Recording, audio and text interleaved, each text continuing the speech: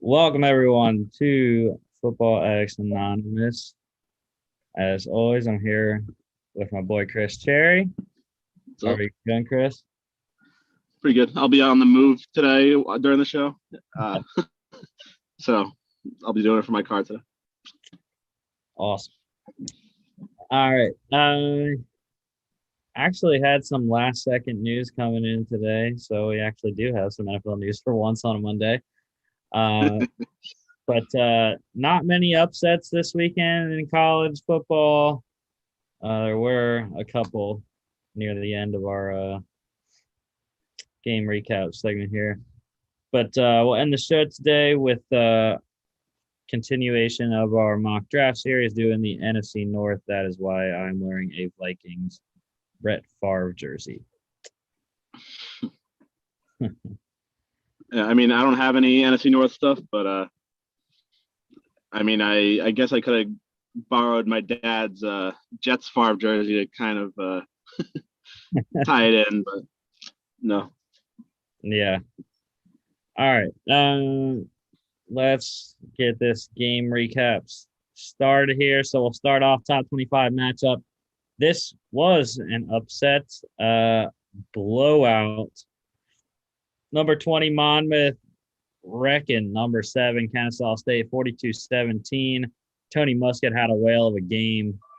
80%, 294 touchdowns there. And yeah, Jawan Fari as well with 180 on the ground.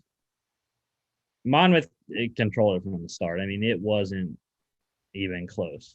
It was never close the whole game. So, not what we expected, as we both said that we thought Kennesaw was going to win. Mm-hmm. But, yeah, I mean, this was definitely one of the ones that I know I didn't expect. I was rooting for Kennesaw because I don't know, even though Monmouth is the local team here for me, I'm not really a big fan of them. But yeah, they showed up this weekend. Yeah, 28-3 at half, 35-3 around the midpoint of the third quarter. And yeah.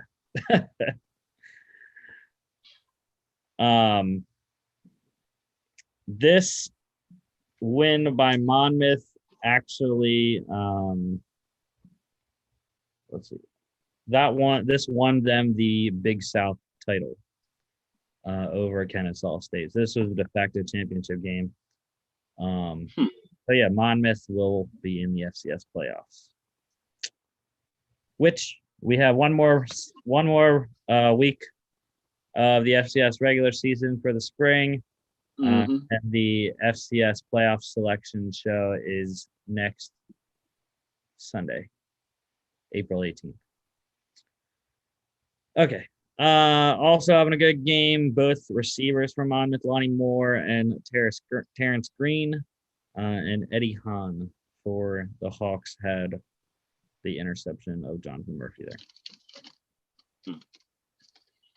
Monmouth covered -2 over 53. Yeah, that was a surprise, being that it was only a -2 spread there, and then that kind of blowout happened. Yeah, unfortunately, I didn't look into the history enough because the last 3 games have been blowouts in that series. So, yeah. All right. Wait, was that game part of your parlay? I forgot. No, it was not. Okay, so you're good there.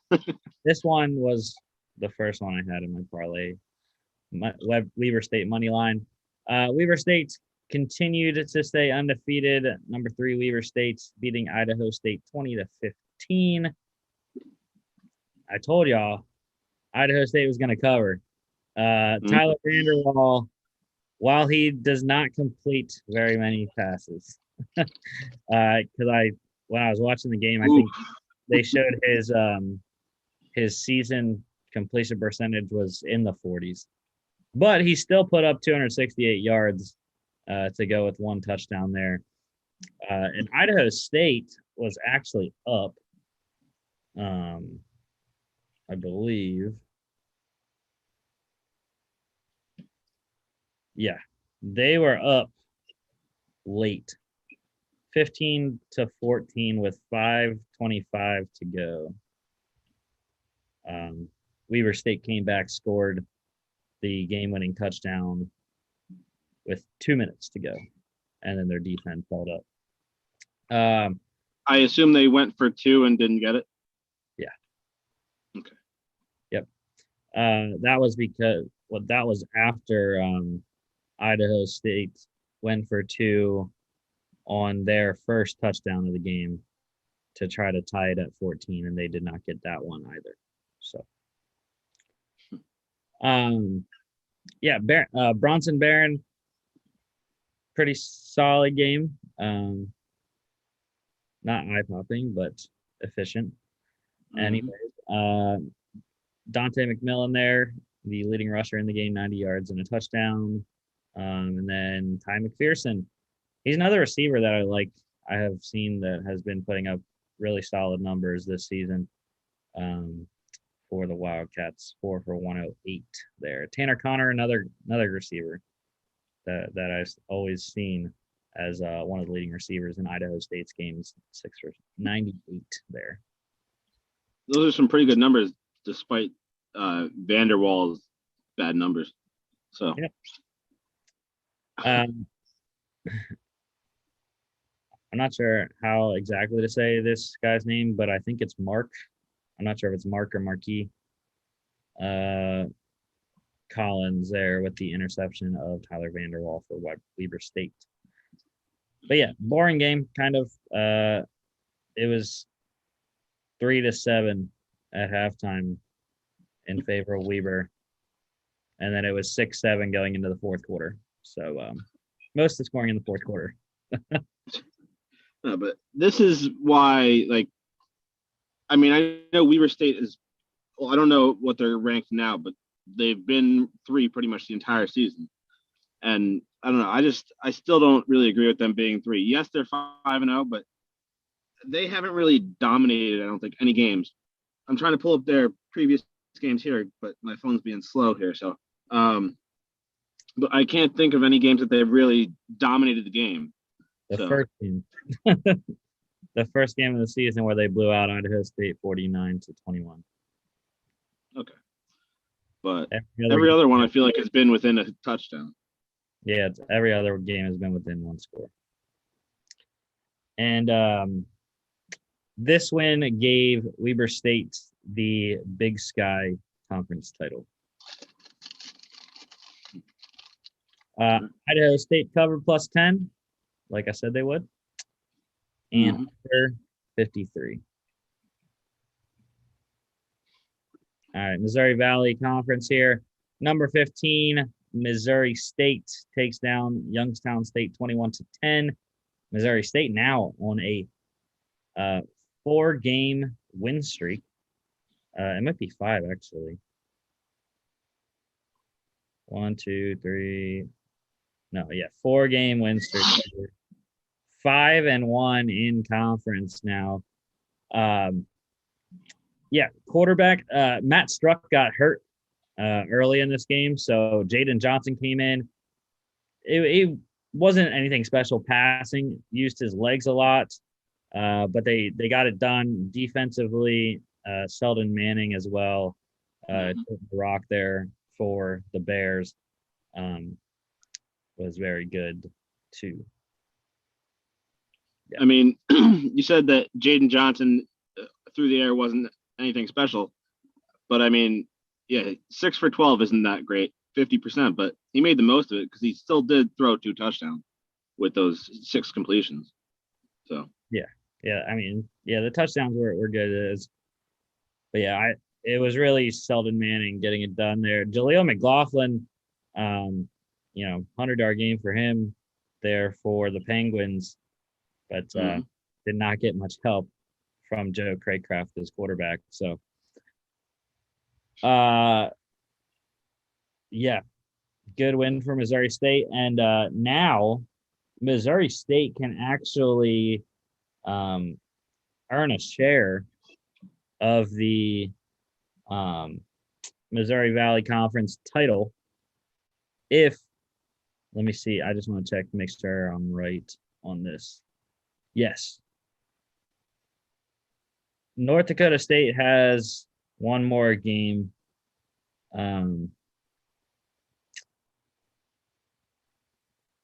Yeah, and Missouri State does not. So essentially, how Missouri State earns a share of the Missouri Valley Conference title is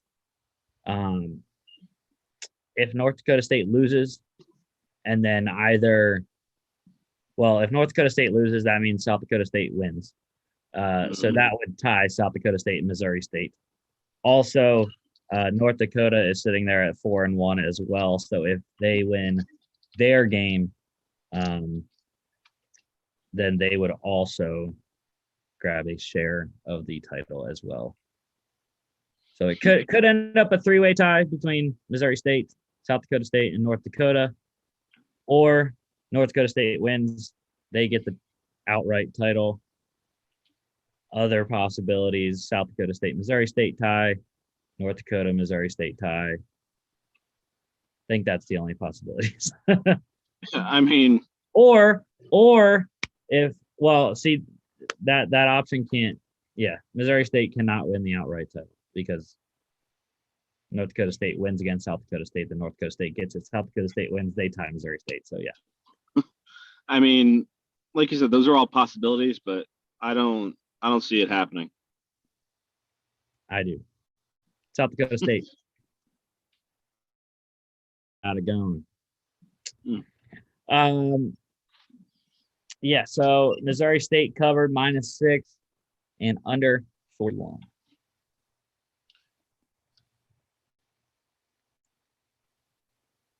Upset here, number 23, Southeastern Louisiana, taking down number 18, Nicholls State, 52-45. And just another shootout for Nicholls State. But they couldn't get it done. Cole Kelly was fantastic in this game. Almost 400 yards and 4 touchdowns on 73%.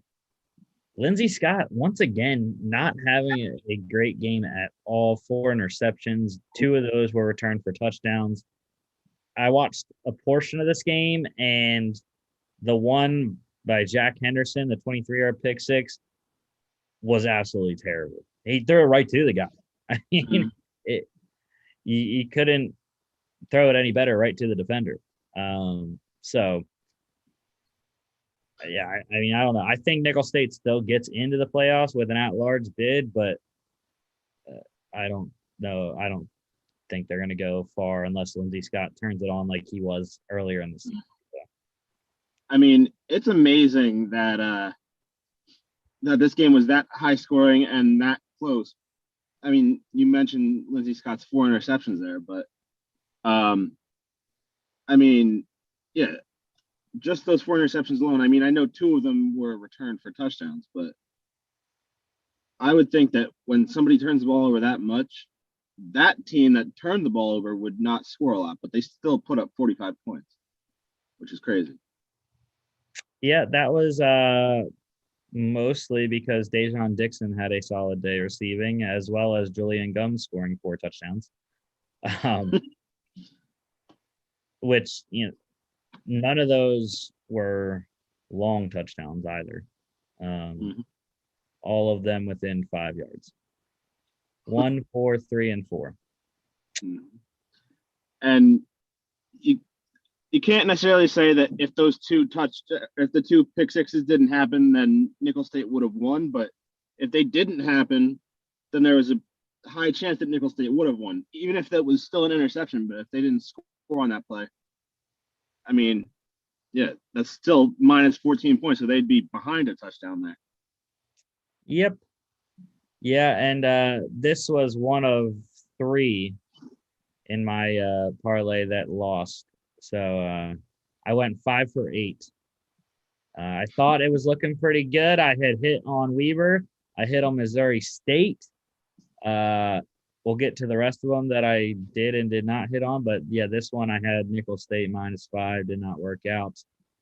Again, Lindsey Scott cost me the points. Also, for Londo Jordan there, the the other pick six, 35 yards.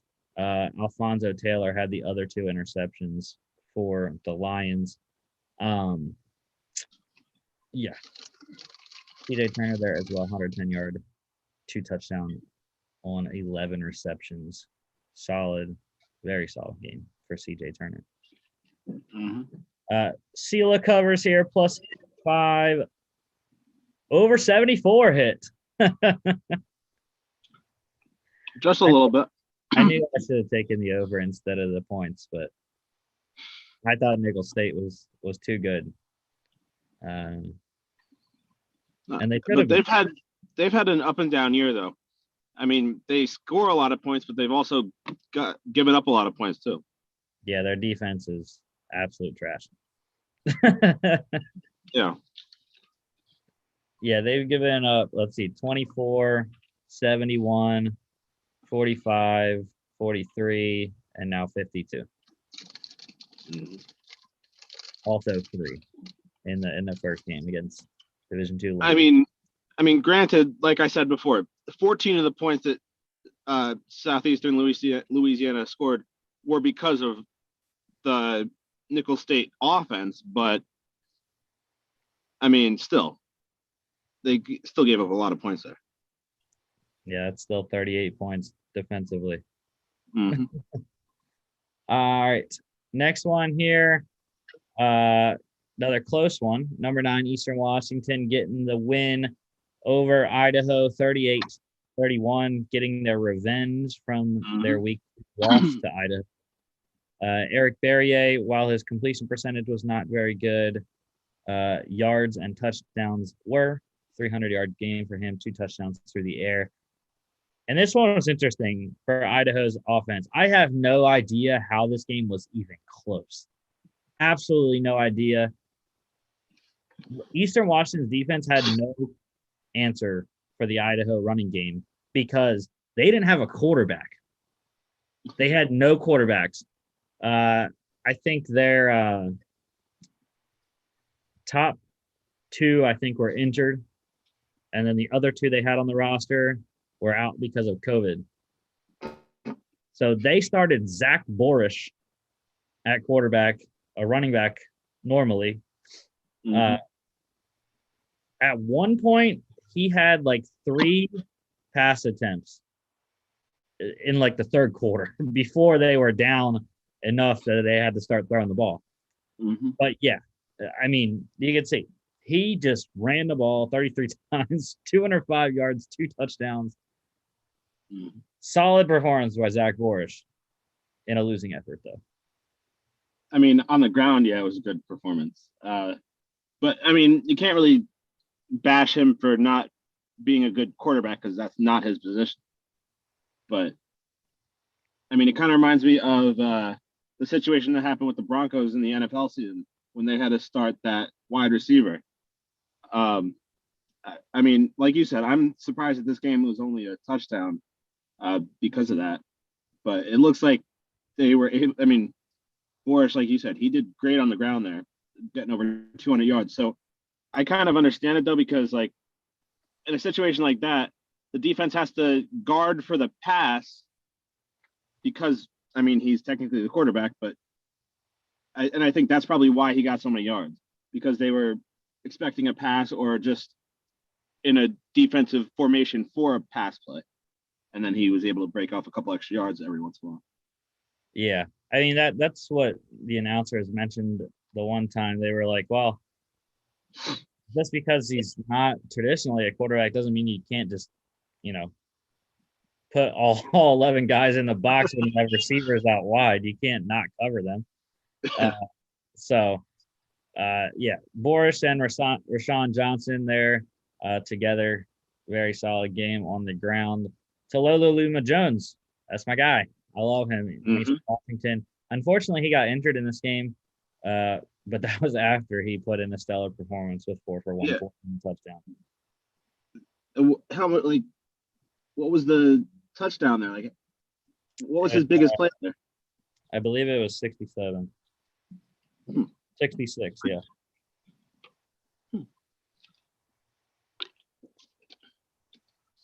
yeah. I believe Freddie Robertson also got injured in this game because that was one of the issues when they got later in the game. They were like, well, I don't know who's going to catch the ball now because Nemo Jones out, Robertson's out. They had another receiver that had already been out that wasn't playing. Mitchell Johnson there and Keyshawn King. I believe it was, trying to remember.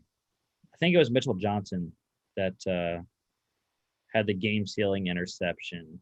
I could be wrong. It might have been King. Let's do the play-by-play. Wait, but were the Eastern Washington receivers, were they like serious injuries or just injuries that will keep them out for this game? I think it was just for this game, as far as I know. I don't know. Dennis Merritt, also a solid game on the ground with 3 touchdowns. But yeah, Eastern Washington, the other point spread game, I bet, because they had been rolling.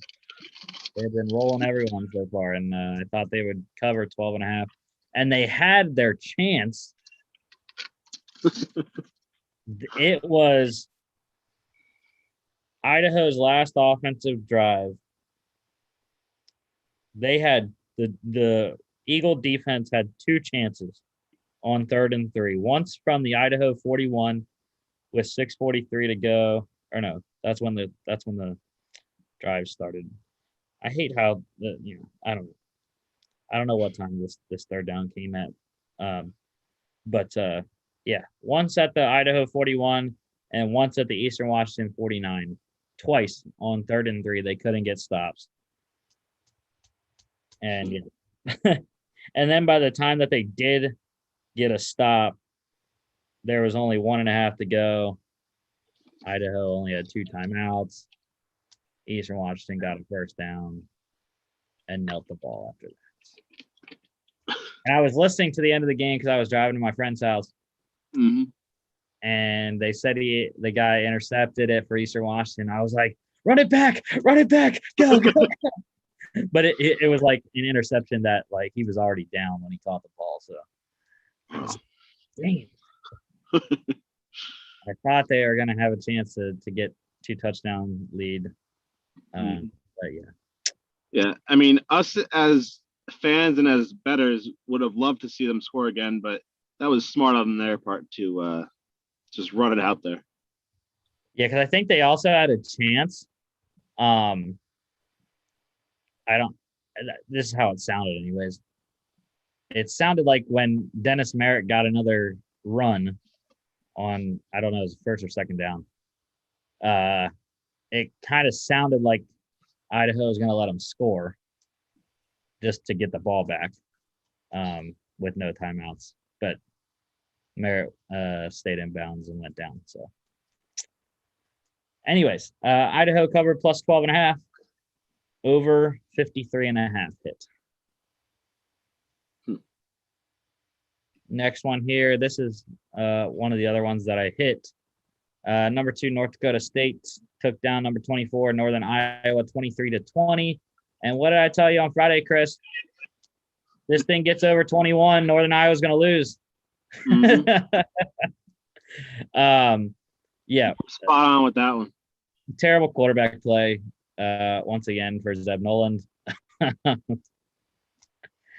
This kid is not good. It's amazing that North Dakota State is 6-1 with Zeb Noland as the quarterback. I mean, dude, he's just not good. Hunter Lupke is the reason. Hunter Lupke is the reason why they're 6-1. He's the only reason. As far as he came back was 3 games ago against North Dakota. So I mean. He's only played really in 3 or 4 games. But, yeah, I mean, he's just been dominating since he came back from injury the last 3 games. And I think that's really the reason. Also, the thing that sparked the Bison in this one was that 100-yard kick return touchdown there by Christian Watson. Mm-hmm. That came after Northern Iowa had kicked 2 straight field goals. And North Dakota State defense held up down near the red zone. So good job by them. And then Christian Watson takes the lead 7-6 with that 100-yard kick return touchdown. So, yeah. But North Dakota State got the win, though. So. I mean, I'm just looking over the stats and everything, trying to figure out like who had like an outstanding performance. I mean, I know you mentioned Lukey there, who he had a great game, but just Zeb Nolan had like only 8 completions, and only 154 yards. So none of the receivers probably really had that great of a game. I mean, you have the tight end there, Joshua Babbage or something like that. Yeah, Babbage. And he was, or Babbage, yeah. He's the one who scored the touchdown, and he had probably the most catches on the team there with 3. So. Yeah, I mean, Christian Watson with 2 for 86. Pretty solid as well. I don't know exactly what yardage both of his catches were. Actually, I should be able to see that. Never mind. Yeah, he had 1 catch for 61 yards. Which was more than a third of Nolan's yards right there. So the other one for 25. But you are right. Babbage did have the most receptions at 3. So. Logan Wolf for UNI had a good game, taking the majority of Will McElvain's yards.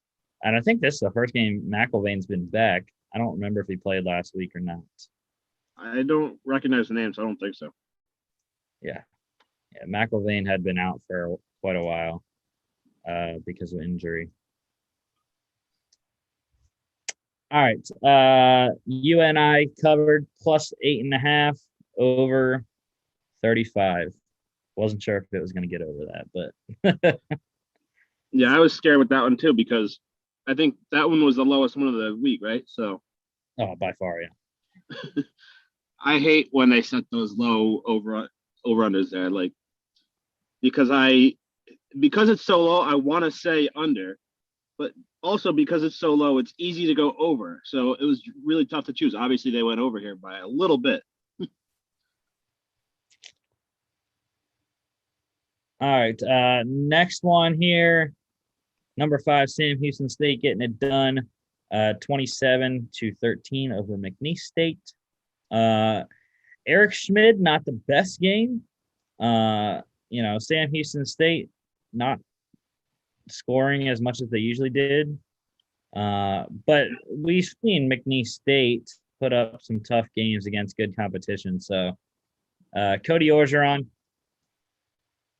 I think definitely a better game than Eric Schmid had, except for Schmid's 92 yards on the ground. But yeah, I don't know. Nothing really on the ground for running backs, except for touchdowns. But yeah, the receivers, Joshua Matthews, Jaquez Ezard there.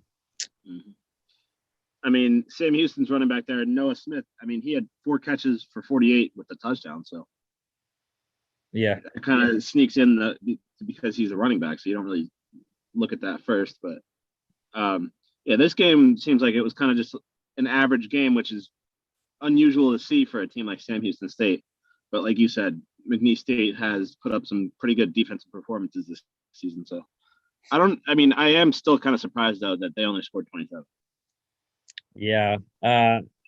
Andre Sand there for the Broncos with 2 interceptions of Eric Schmid.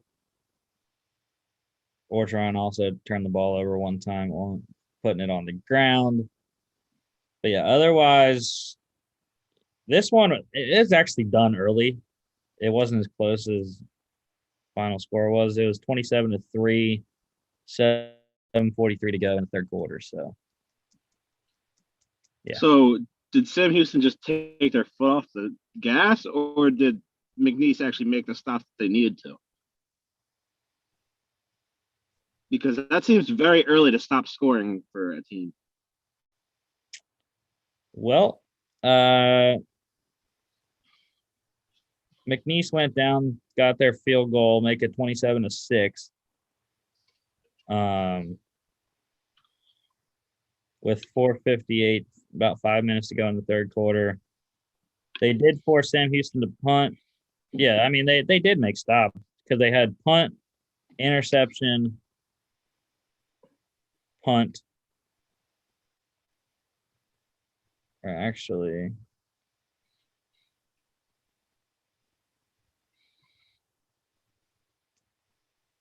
yeah, I don't know how they got the ball back there. Oh, fumble recovery on a. Okay. So, yeah, they got punt on defense, interception. Then McNeese punted, got a muff punt, fumble recovery. That's when they went and scored their touchdown. Then they got another interception off Eric Schmid, forced another punt, and then end of game. Okay, so it was more the McNeese defense than Sam Houston pulling their foot off the gas. But yeah, Sam Houston's lucky that that the game wasn't closer, because if it was a closer game, they could have lost this one based on their second half collapse there, if you can even call it that. Well, yeah, Sam Houston's defense made stops as well. They turned them over on downs, punt. That was when Sam Houston's guy muffed the punt. Then they forced a fumble, and then they turned them over on downs to end the game. So that was after they kicked the field goal. Obviously, they let in a touchdown in between there too after the muff punt. But yeah, Sam Houston State keeps on rolling. Still think they're a legitimate national title contender here. And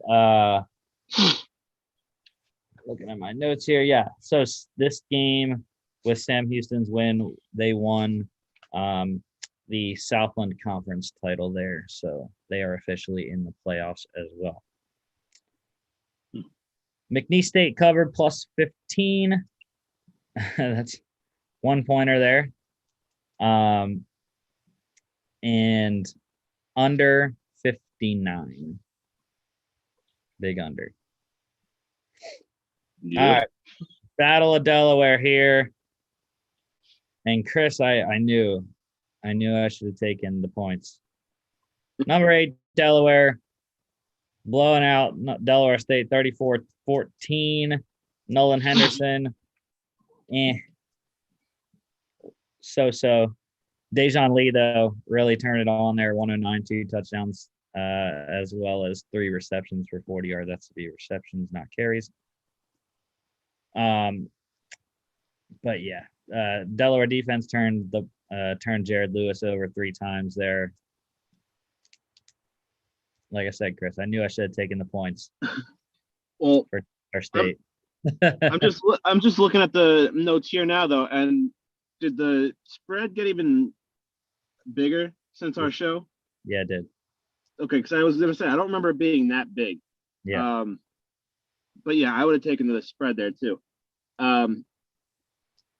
But Delaware, though, I mean, they still had a good game. They still outscored them by 20, which that's still a big margin. But also, just looking at these names, you may or may not know this, but does that wide receiver, is he any relation to the tight end Kyle Pitts? That's what I said the first time we had Delaware. I don't know. Oh. I couldn't remember if we had that conversation. Yeah. Yeah, but I mean, Theoric Pitts has been having a good season, catching the ball for Nolan Henderson. Trey Gross there for the Hornets had the 0-yard blocked punt return for a touchdown. Also the 3 interceptions for the Hens there. Nijuel Hill, Raya Burton, and Jack DiNicola. But yeah, Hens getting the win there. Delaware State covered plus 30 over 42. I don't think I've ever seen or heard of a bigger over under than that, like ever. You mean spread? Yeah, that's what I mean, spread. Yeah, and I was kind of kicking myself for not live betting this game. Usually the site that I'm on doesn't have FCS live betting, so I didn't even think about looking, especially because I knew Delaware was going to blow them out. But yeah, I could have had Delaware State plus 22.5 in the third quarter. And I was like, it's 20 right now. I don't know if Delaware's gonna stop scoring or not. So like I can't do it. But yeah.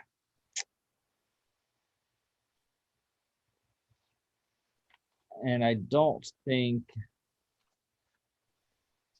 have any notes for Delaware.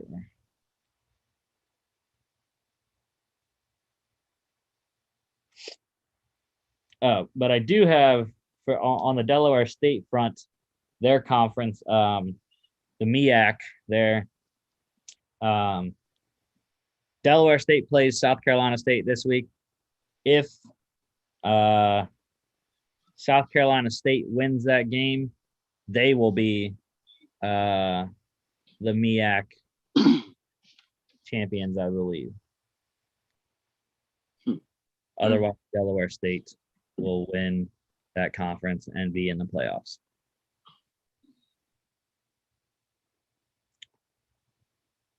All right, upset city here. Mercer taking down number 21, East Tennessee State, 21-13. This was the third one that I did not get. Had the ETSU money line. Mercer, though, hot. 4-game win streak for the Bears. And they've beaten, I believe it's 3 straight ranked teams now. Yes. Chattanooga, Furman, ETSU. One more game left this week against Sanford. But yeah, Carter Peavy, it's not that great. but his defense helps him out. You can see there Yassine McKee with the 63-yard fumble return touchdown. Lance Wise also with an interception. But yeah, ETSU, I think Brock Landis and company had all, they had chance. That's all. Yeah. Well, East Tennessee State only scored 13. So was that a touchdown and 2 field goals, right? Or was that 2 touchdowns and missed extra points or something? Yeah, touchdown, 2 field goals. It was 14-6 at halftime for Mercer. Yeah, and Mercer's a very confusing team because, obviously they're one of the teams that played a little bit in the fall portion of the season, but they did really bad in the fall. So they actually, despite the record, they technically have a winning record right now, being, what would that be then, 5-2, right? Mm-hmm. So, and you said they had that 4-game win streak and against pretty quality opponents. I think that this one might be their best of those 3 teams that they played, but I don't know. I think Chattanooga was better, but Chattanooga opted out of the spring season. So, ETSU I thought was on track to, have a say in the SoCon final standings there. Unfortunately, they do not anymore now that they're 4-2 in conference play. Mercer, however, now with a win against Sanford this weekend, next weekend, all that they need to do is win, and they need VMI to lose, which I think is very unlikely. Considering VMI is home, they are playing the Citadel, who overall record is 2-9. Yeah, I was about to say, you never know with VMI because, they've had a couple games where they were the favorite this year, and they didn't look too great. But yeah, then you said the Citadel, and that completely changed my argument. Well, the Citadel actually is on a 2-game win streak. They beat Wofford 2 weeks ago, 28-24, and they just beat Furman 26-7, which we know Furman has gone downhill very hard recently. Mm-hmm. But they did win both of their games in the last 2 weeks, so we'll have to see what comes up this weekend when we talk about it. Mm-hmm. All right. Mercer covers plus 2.5 under 46.5. Another upset here. One that I did not see because I stopped paying attention to the game after I lost my parlay. So anyways, Northwestern State getting their first win in a barn burner here, upsetting number 19 Incarnate Word 49-47. This one came down to a game-winning field goal that Northwestern State hit with no time remaining. It was a 32-yarder from Eddie Godina there for the Demons. But yeah, you know how we had pretty crappy quarterback play through the first however many games? Yeah, this one did not have crappy quarterback play. Bryce Rivers, Cam Ward put on a show. Had some turnovers, but Scooter Adams as well with Kevin Brown. Monster numbers on the ground. 6 touchdowns combined for those two guys as well. So, yeah, just like I said, a barn burner here. Yeah, there's so many stats on this page right now. It's hard to focus in on one, but I mean, one of the more obvious ones that I zoom in on there is that the fact that the two quarterbacks combined for 120 throws and 900 yards right there. I mean, like you already said, that they had great games, and yeah, they did. I mean, they were only around 55% completion percentage with the two of them, but overall, I think they had great games there. And but yeah, Northwestern State coming out of nowhere. Well, like I said, they had fought in every single game. They've only lost by more than one touchdown once to McNeese State, 21-7. But have they scored anywhere near this many points though? No. They were averaging. That's what I'm saying. They were somewhere around 21 probably for their average. 24, 24, 7, 23, and 16 in their 5. Yeah, so they more than doubled their normal scores there. So I mean, obviously there's that saying any given Sunday, but Northwestern State really came out of nowhere with this one. Yeah, I think Bryce Rivers, he is a junior, but I think he's finally figuring it out here. And UIW will be fine in the future. Cam Ward is a freshman. I'm pretty sure.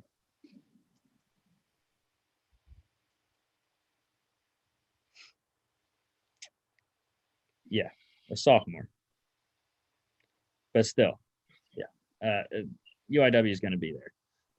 Javon Antonio there for the Demons, almost 200 yards receiving, 2 touchdowns there.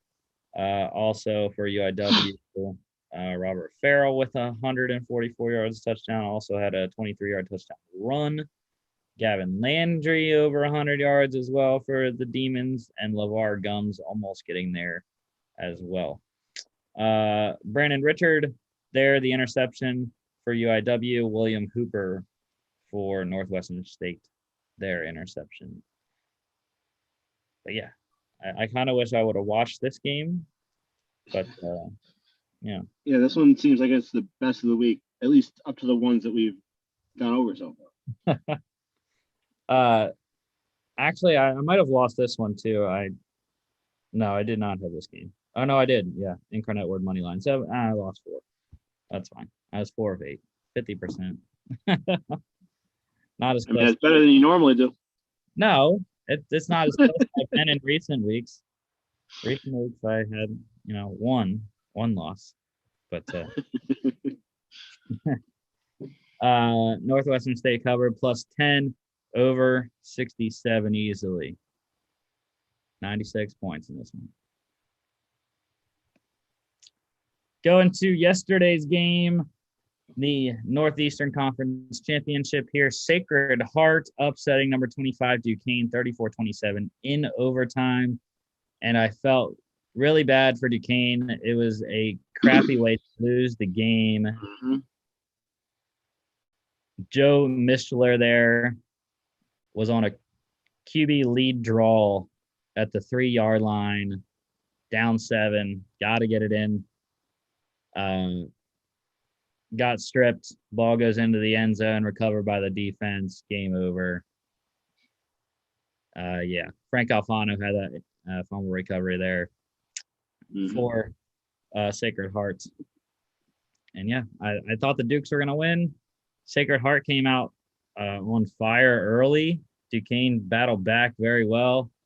It was 12-7 Sacred Heart at half, but eventually got all the way up to 27-13 going into the fourth quarter. 2 straight scores by Duquesne tied it up going to overtime. So, and actually the winning score for Sacred Heart in overtime was on 4th and 13. They completed a 9-yard touchdown pass to Nassim Brantley there. Huh. Yeah, I mean, I know I just mentioned with the last game that might have been the best one, but considering this was an overtime nail-biter kind of game, I think that this one might have been the better of the 2 games. But yeah, like you said, that's a tough way to lose, especially in a championship game. But looking at these stats, though, both of these teams had great games all around here. And I like how it seems that Sacred Heart used a little bit of trickery there because Nassim Brantley, I guess is his name. He had I guess he threw the ball once for a touchdown. Yeah, he threw a touchdown to offensive lineman Garrett Lynn there.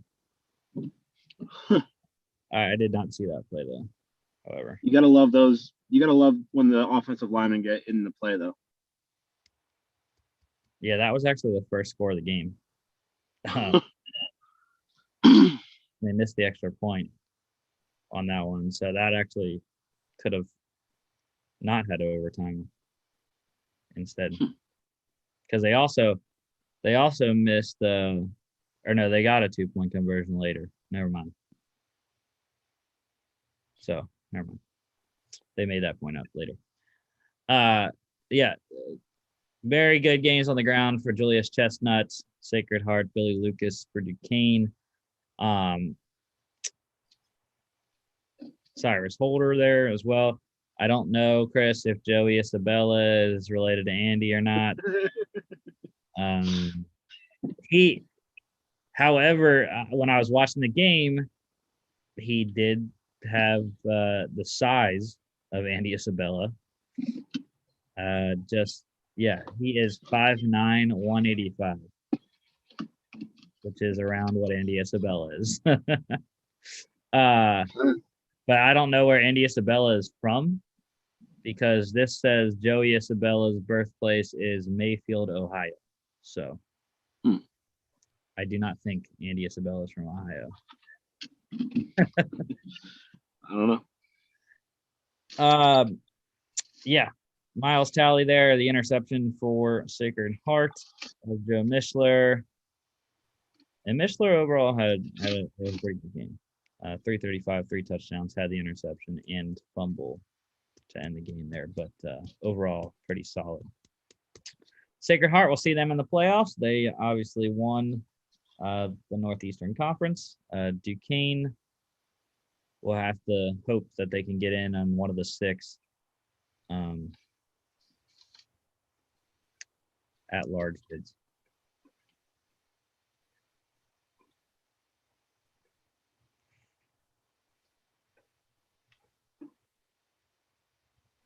Yeah. I believe there's 6 at-large bids.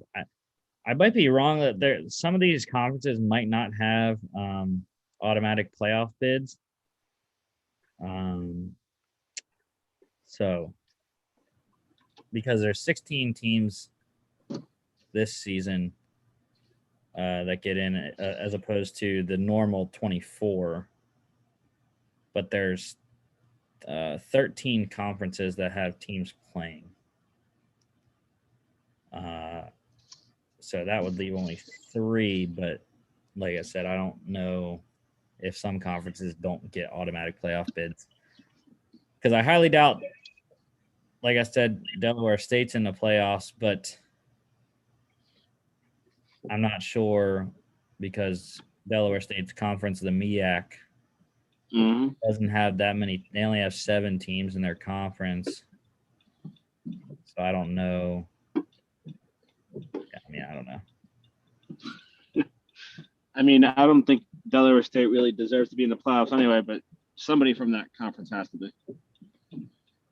Yeah, I mean, it was only them, South Carolina State, and Howard from that conference that have been playing anyways. Only 3 out of 7 teams. So maybe the MEAC does not get an automatic bid. Yeah. Because there was 3 conferences when I was looking at it that I didn't know about. And that was the Colonial, which is the conference that James Madison plays in. I'm just not sure if they have a championship game or not. I don't think they will, but I'm not sure because there's not a clear champion because they have a division set up with North and South. Yep. Richmond and Delaware are both 3-0. James Madison's 2-0 in conference. So I'm not exactly sure. I mean, you might as well just crown James Madison the champion because they are the number 1 team in the country. So, but they're a half game back. They're a game back though from Delaware and Richmond though in terms of conference wins. So that one, the Patriot League also is one I'm unsure about. They also set up North and South with only 6 teams total in the Patriot League. I would expect Holy Cross. They are the clear cut. They're 2-0 in conference. And they're about to play Lafayette this coming week, who is 2-1 in second place behind Bucknell in the South. So I'm not sure. I would, like I said, I would expect Holy Cross to be that one if they were. And the only other one was the SWAC, Southwestern Athletic Conference there. That is also kind of the same thing as the Colonial. 3 teams here with undefeated records in conference play. Alabama, they set up East and West in their conference divisions. Alabama A&M is 2-0. Arkansas Pine Bluff is 3-0, and Prairie View A&M is 2-0. So yeah, another one that I'm not exactly sure if they have an automatic bid or not. The Colonials, the different one because James Madison's going to make the playoffs. Richmond possibly. Who's the other one I said in that? Delaware most likely. So yeah, Delaware. But yeah, I'm not exactly sure 100% on those ones. But yeah, Sacred Heart, I will be in the playoffs. The NEC does have a automatic bid. I am sure on that one. All right. Last game here. De facto championship game as well yesterday. Number 10, Jacksonville State taking down number 17, Murray State, 28-14. Jacksonville State wins the OVC, Ohio Valley Conference, and they will be in the playoffs. Zion Webb, decent performance. 3 total touchdowns, though. Got it done on the ground. Uriah West, also the leading rusher in this one at 70 yards. Josh Samuel scoring on the ground. Trey Berry leading receiver in this one. Don't usually see a tight end as a leading receiver in a game, but he got it done there with 100 yards. I mean, you don't really see that a lot in the college ranks, but there are a couple instances in the NFL. So I don't know, maybe the college teams are starting to look at NFL and seeing all these tight ends doing that, what they're doing up there, and trying to utilize their own tight ends now. Yeah, maybe. I don't know. It's a bit of a wasted performance there by Mr. Rice, though. Yeah, 347 and 2 touchdowns. Also had the interception. Their 3 receivers had very good days there. Lamartez Brooks with 8 for 95. Jacob Bell 5 for 94 and a touchdown. Daquan Dallas as well, 7 for 86 and a touchdown. But Jamias Presley there for the Gamecocks, 1 interception off of Preston Rice. This one, I didn't think Murray State had a chance at all because it was 28-7, I believe. I only have 1 bar on my phone, so yeah. It was 28-7 going into the fourth quarter. Murray State scored with 8:13 to go. And then Murray State actually got down in scoring range with 1:26 to go to make it a 1-score game. But Preston Rice got picked off there in the end zone. So, yeah, relatively average game overall. 35 points or 42 points. So, but I forgot actually in the NEC championship there, Sacred Heart cover +4 over 49 hit in that one. But yeah, Kennesaw State in the playoffs once again. The Gamecocks covered -7.5, under 52. All right, that is all the games we have. And I believe I stated all my things about the conferences. Actually, no, there's one more thing about conferences. The Pioneer Football League, Davidson, they will win this week with a win. Them and San Diego are the 2 at the top of the Pioneer right now. And they're both at 4-1, but Davidson already has a win over San Diego this year, 31-25. So all they have to do is beat winless Stetson, 0-4 Stetson, and they will be crowned the Pioneer League champions. San Diego San Diego is a harder opponent in Valparaiso, who is 3-2. So, I mean, you never say never though, because there have been a couple winless teams, I believe even this week, that got their first win of the season. So, I mean, I don't know how bad Stetson is, but would you like to know? Yeah, how bad are they? They're, of course, I clicked on Butler instead of Stetson, who is their game. They have already lost to Davidson once, 26-20. So it was a close game.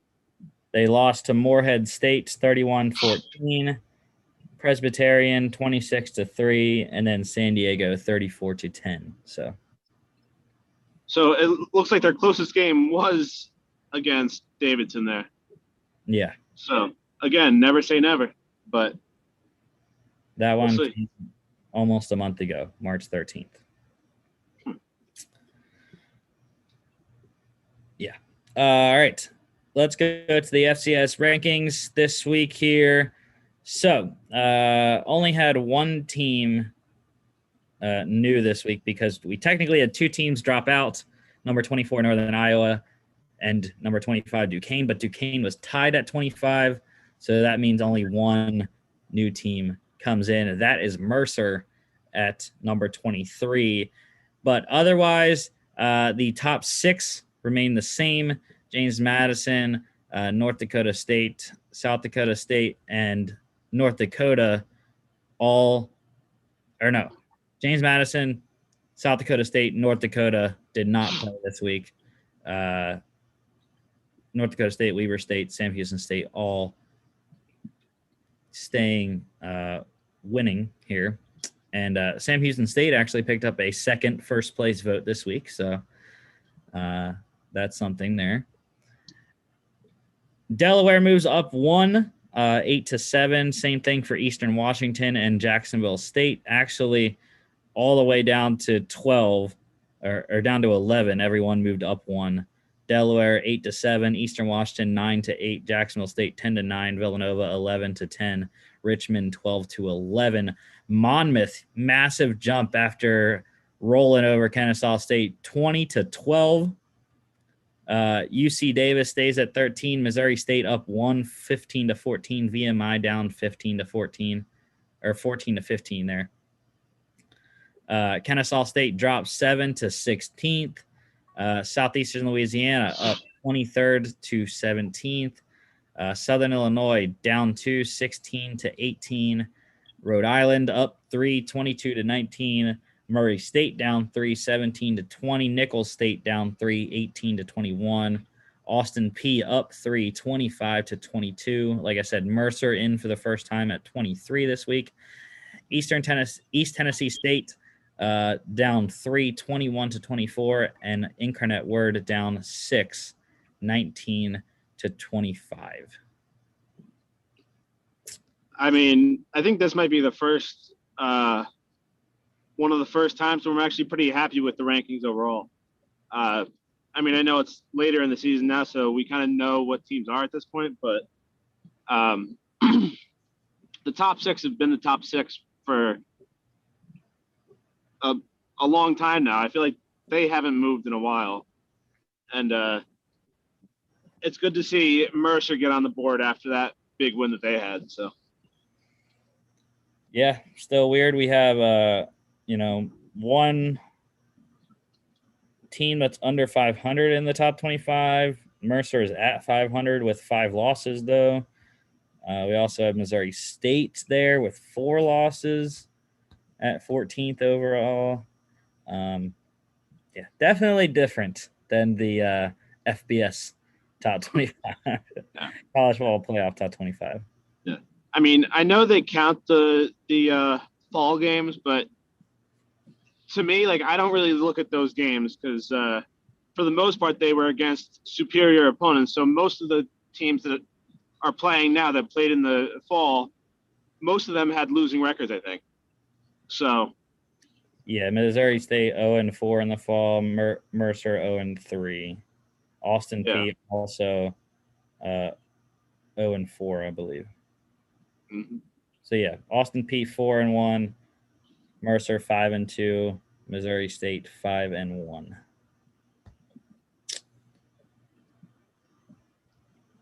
All right, let's go to NCAA news. We actually have NCAA news this week. Tennessee State has its new head coach. It is former Titans running back Eddie George, second NFL player to be a head coach now. Notable NFL player. I don't know actually if there's any other head coaches that are in the NCAA that have played in the NFL. I'm just saying this guy. I can't think of any other than Deion Sanders. So him and Deion are the most notable guys. Yep. Couple things with Eddie George getting hired. He is bringing in his old coach, Jeff Fisher, as an advisor to help him fill out his staff there at Tennessee State. And his top offensive coordinator target is none other than former Browns head coach, Hugh Jackson. So, I mean, I just, for his sake, I hope he does a lot better in the college ranks than he did up here at the NFL level. So, well, we know Hugh was a very solid offensive coordinator. I believe he's in Cincinnati with Andy Dalton. I think, before he went to Oakland for a year or two before going to Cleveland. But yeah, I think he will be just fine as an offensive coordinator for Eddie George. But yeah, I wasn't sure about this hiring though of Eddie George. Dion. Dion, I have known that he has coached. He has been coaching. He coaches against Steve Mariucci, I'm pretty sure, every year in the Under Armour All-American Bowl for, high school prospects coming out, going to college. But yeah, I have never known Eddie George to be a real fiery guy. I don't know. I just think it's kind of weird. Yeah, I mean, I was thinking the same thing. Like he what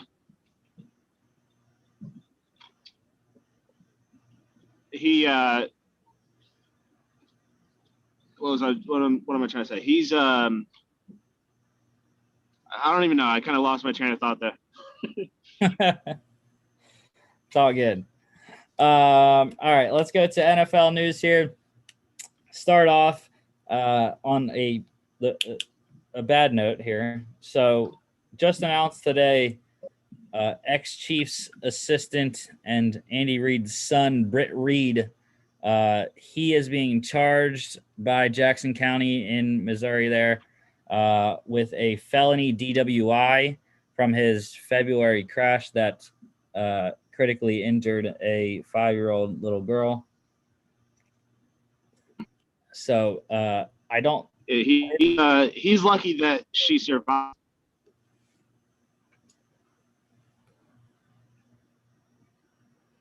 Yeah. Yeah, you're breaking up a little bit there, but yeah, I'm going through a little bit of a dead zone here, but I'll be through it soon. Yeah, definitely lucky that the girl survived. I don't know what the penalty is for that charge. I would kind of expect that it will, or that it might include some sort of jail time, considering it is a felony. But I'm not exactly sure. So we'll have to see how that legal proceeding works out there. On a better note, former Falcons and Bears wide receiver Taylor Gabriel is hanging it up. Only played 6 years. It seems like he played a lot longer than that.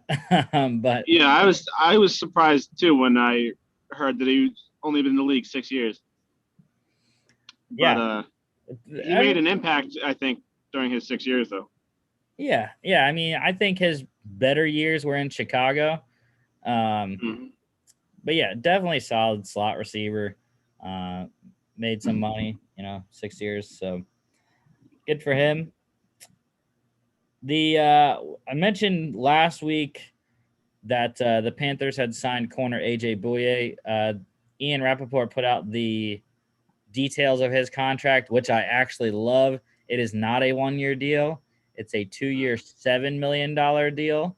So at least we'll have him for 2 seasons in Carolina there, which I think is a very good. So that's actually like a 2-year deal. It's not like a 1 year with like another voidable year or whatever else. As far as I know, that's all that Rappaport said was 2 years, $7 million. So, yeah. That's a good contract for them to get somebody like him. Yeah, definitely. All right. Another guy that retired today.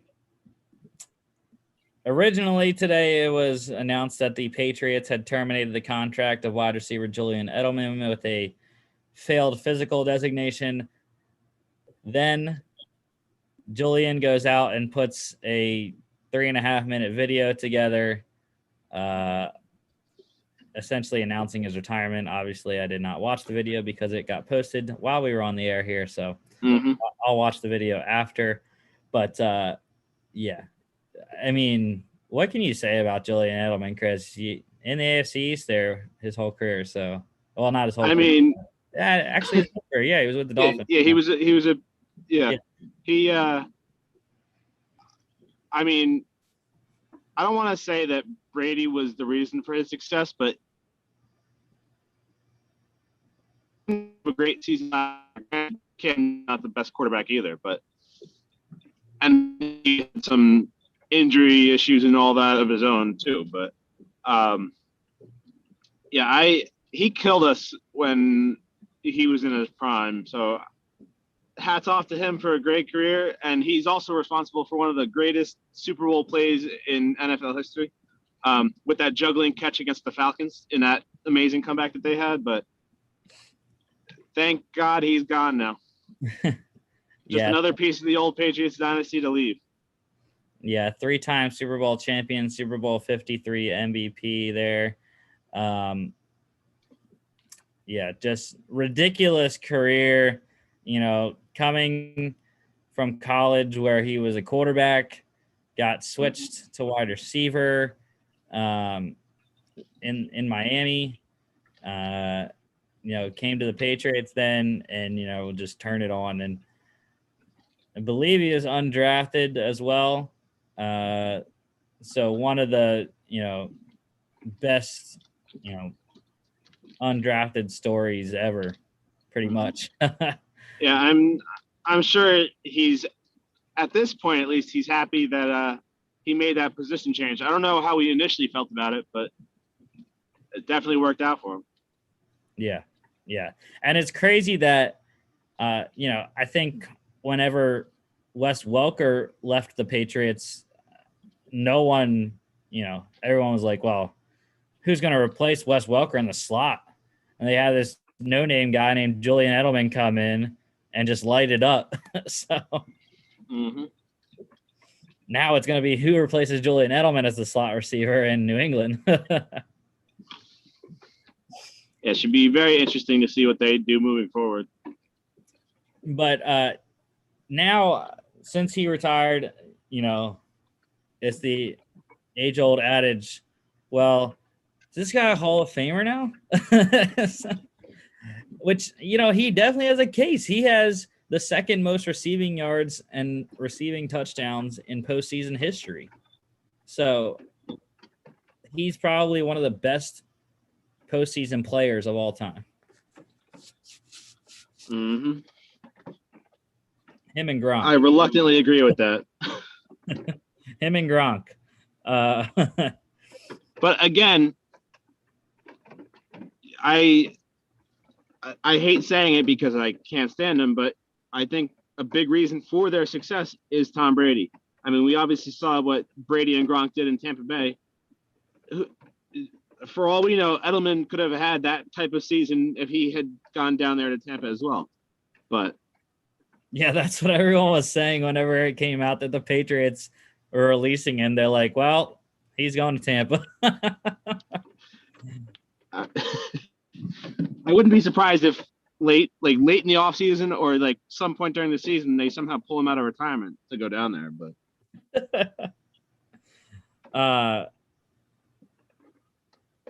well, Julian Edelman can actually collect $2 million now from the NFL because since the Patriots terminated his contract with a failed physical designation, he is now eligible for the injury protection benefit from the CBA. So, yeah, Julian Edelman's going to get an extra little $2 million bump there.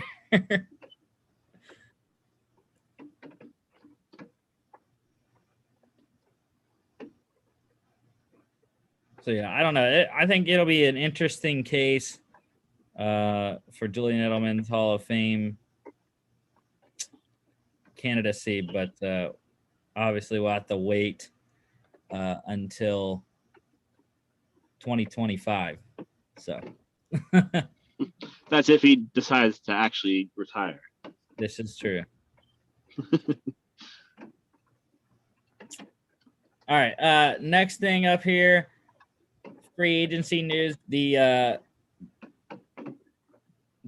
D-end, Jadeveon Clowney.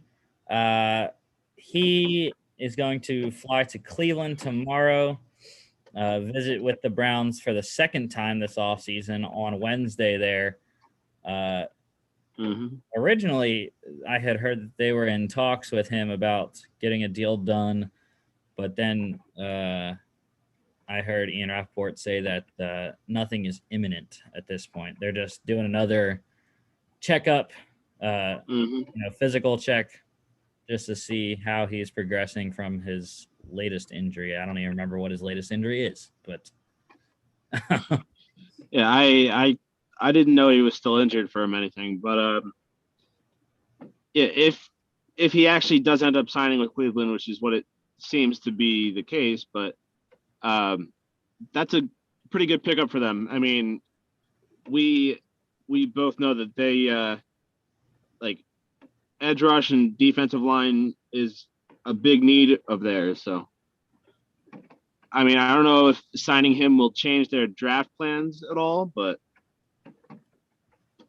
this is a big upgrade for them, I think. Yeah, I highly doubt it. They definitely need someone for the future opposite Myles Garrett.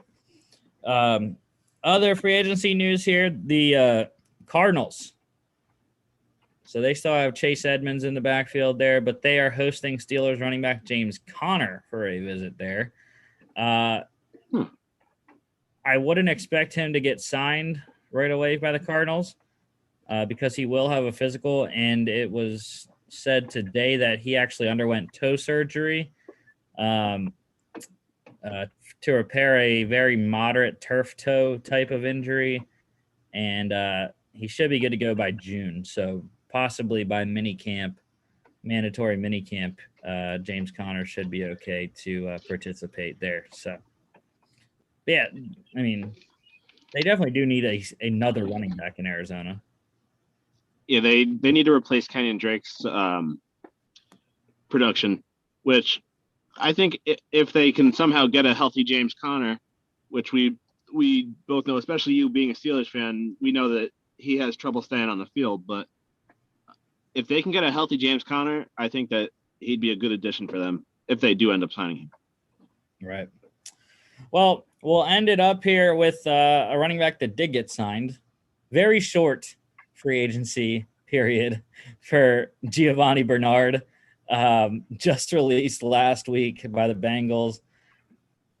Now he's in Tampa.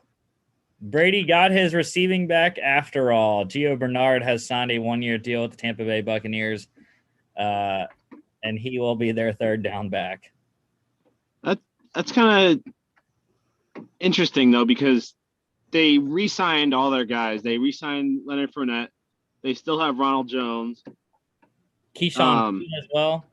Yeah. So, that's kind of a curious signing. I mean, I know you just mentioned the whole receiving back aspect, which is part of Brady's game, but yeah, that's just going to help them even more. Not that they needed any help, but yeah. Yeah. Well, they did say James White had interest in going to Tampa before he re-signed in New England, but yeah, now they get their next option. So, all right, that is all the NFL news I have for today. So let's go into everyone's favorite Monday afternoon game. Would you rather here? And we're going to start off because there has been swirling rumors about the number 3 pick right now that it isn't, in fact, Mac Jones, but it might be one of these two. So would you rather have Trey Lance or Justin Fields? Chris, would you have one of those two over Zach Wilson at number 2?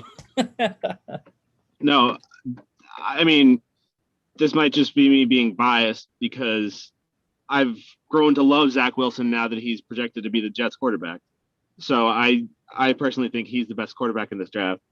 But again, that's just me being a Jets fan, being hopeful.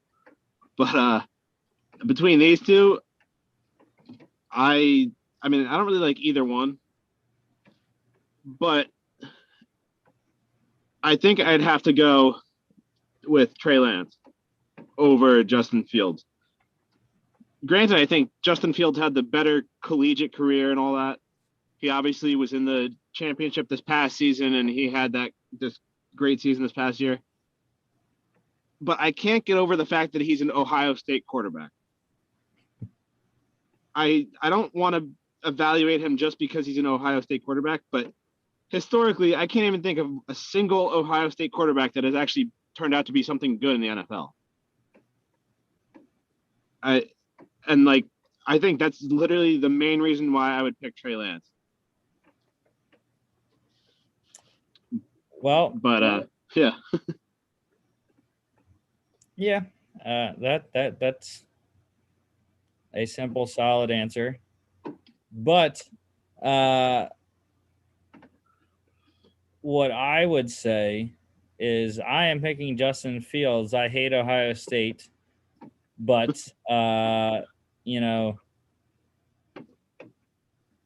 Justin Fields is proven. He, from all the crap that I have thrown on Justin Fields throughout this draft process this year, I don't know. I think Justin Fields has the arm talent and obviously the running ability, the dual threat, to be a Cam Newton type quarterback, because he is powerful, very tough. He showed that in the semifinal game against Clemson this year, where he got rocked in the ribs and came back. But yeah, I don't like how raw Trey Lance is.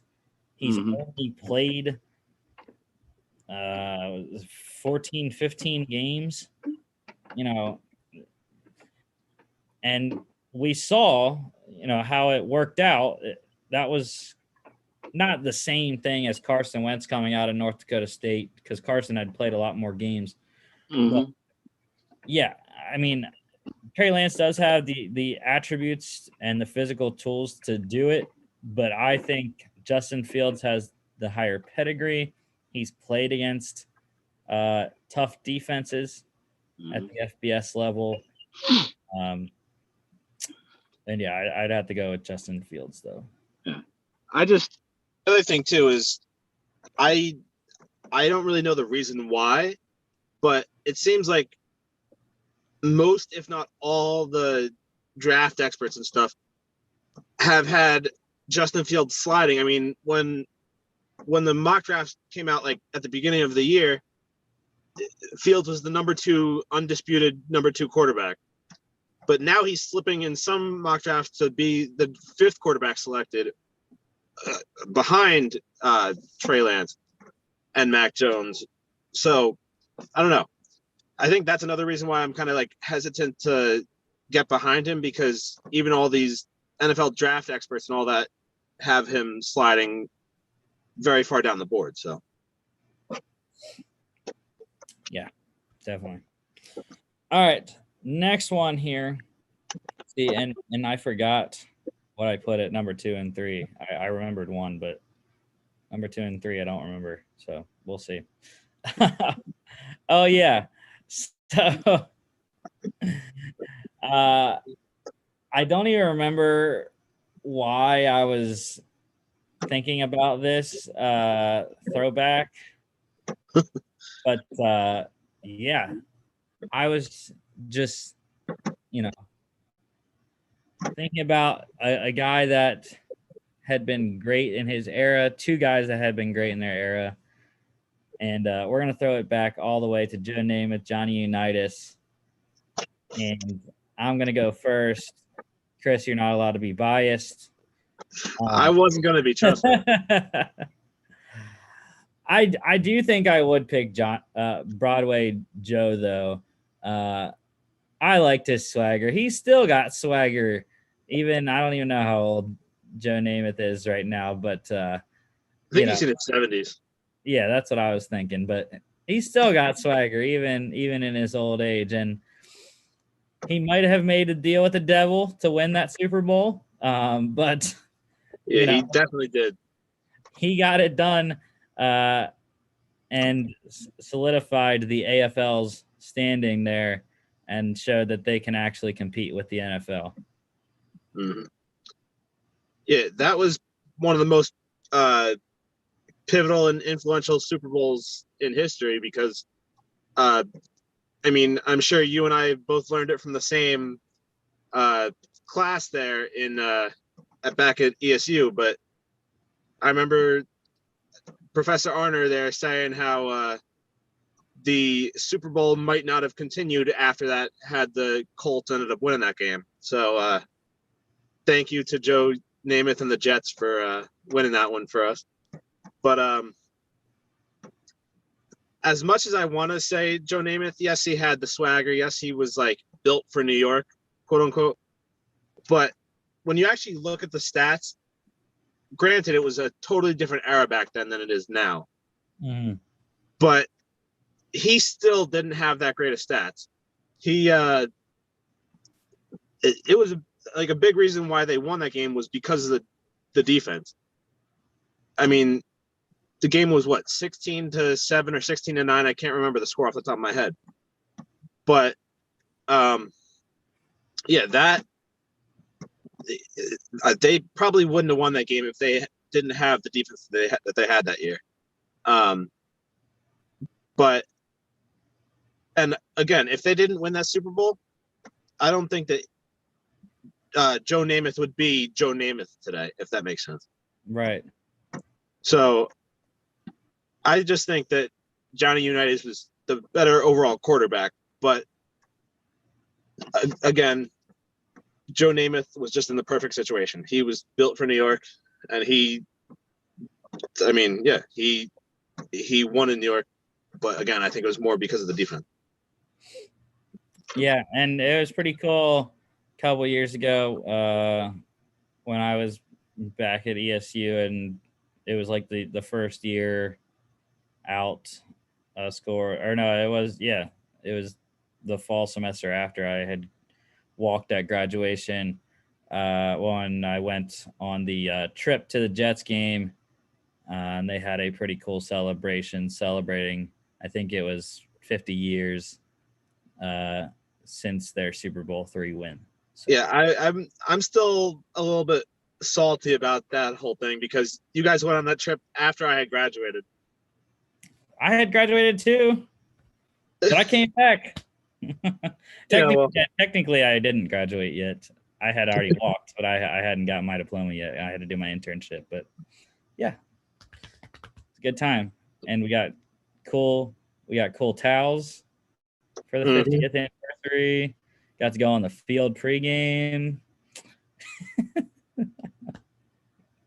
Yeah. I mean, the fact that I work there, though, I get to do that stuff too. But wait, but just for a quick comparison here, because I just pulled up their stats. Johnny Unitas played 70 more games than Namath did. Johnny Unitas played 211 games, and Joe Namath played 140. In the 140 games that Joe Namath played, he had 27,000 yards and 173 touchdowns. And in the 211 games that Unitas played, he had 40,000 yards and 290 touchdowns. So, I don't know. I guess maybe if Namath had played as long, maybe he would have had those kind of stats. But yeah, Unitas definitely had the better stat line, I think. All right. Let's go to the third one here. Best live mascot. So I don't know how many live mascots there actually are anymore. But the University of Georgia and the University of Texas still have theirs. UGA for Georgia, Bevo for Texas. Chris, you were going first. Well, didn't these two have an interaction a couple years ago where the bull almost killed the dog? 2 years ago at the Sugar Bowl when Texas destroyed Georgia. Yeah. Well, I got to go with Uga there, the Georgia mascot, because I just love dogs. So, and the fact that he almost got trampled by the bull there. So I got to support my little doggy friend there. Yeah. And this is not me being biased, but I think Uga is a fantastic symbol for UGA. Mm-hmm. He's so lovable. I mean, look at him. He smiles all the time. Bevo, Have you ever gotten the chance to meet him? No, I have not. But I've never seen Bevo smile, so you know. I don't even know if cattle can smile, but yeah. But Uga, I mean, I don't know how long the history of Bevo has been around, but Uga has been around for decades. I think I don't know what number Uga we have at Georgia right now. I believe I know it's over 10. It might be 11. I'm not sure though. And it's really cool because at UGA games, a lot of the times, like during pregame, they'll have all these things going up on the scoreboard. And a couple games that I went to, they showed the records of each Uga throughout the years, which is pretty cool. So yeah, I love Uga, and definitely think he's the better mascot here, live mascot. All right, last one here.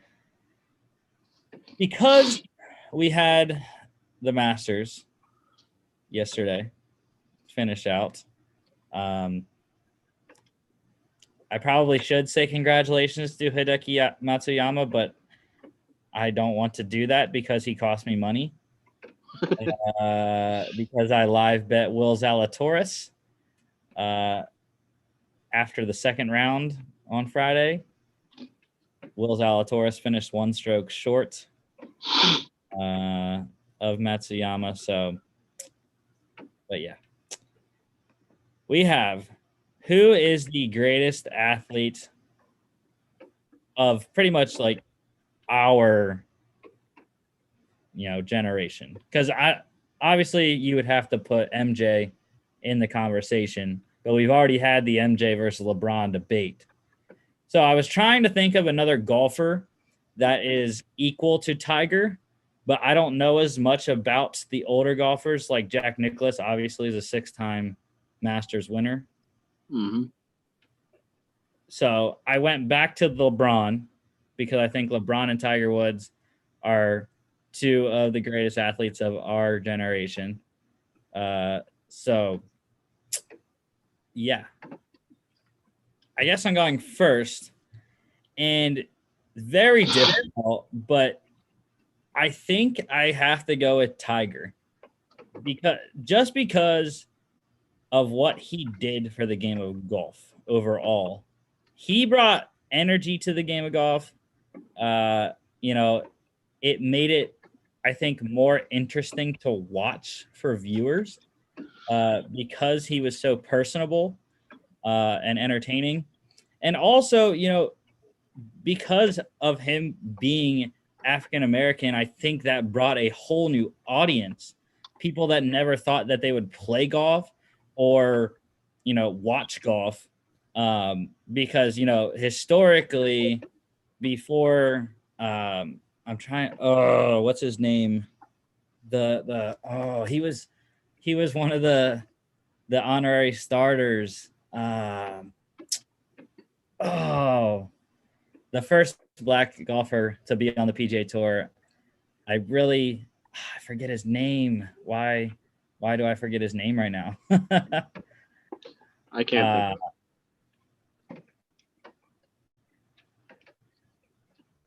think of it. That's not him. Hold on, give me a sec here.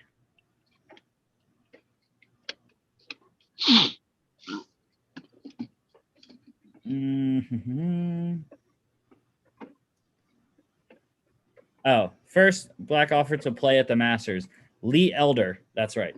Lee Elder was an honorary starter along with Jack Nicklaus and Gary Player. But yeah, I mean, obviously those guys had, breaking the color barrier in golf way before Tiger. But I just think that he did so much more for the game of golf than LeBron has done for the game of basketball. Not saying LeBron hasn't done a lot for the game of basketball, but 5-time Masters champion for Tiger, the incredible 11-year gap between his Masters wins, winning it back 2 years ago in 2019. I had to go with Tiger, and he's synonymous with Nike too. Mm-hmm. So. Yeah, I'd have to agree with you here. For pretty much all the same reasons you said. Plus, I mean, there's no doubt that LeBron has the quote unquote it factor because he's now won championships with 3 different teams and had countless teammates that have helped him win these championships throughout the years. But that's another reason why I'm going with Tiger over LeBron is because golf is a solo sport. It's all you. If you mess up, that's it. But for a game like basketball, if LeBron has an off night, then one of his teammates could have a good night and they could still win the game. Mm-hmm. So Tiger had to pretty much do all of his stuff by himself.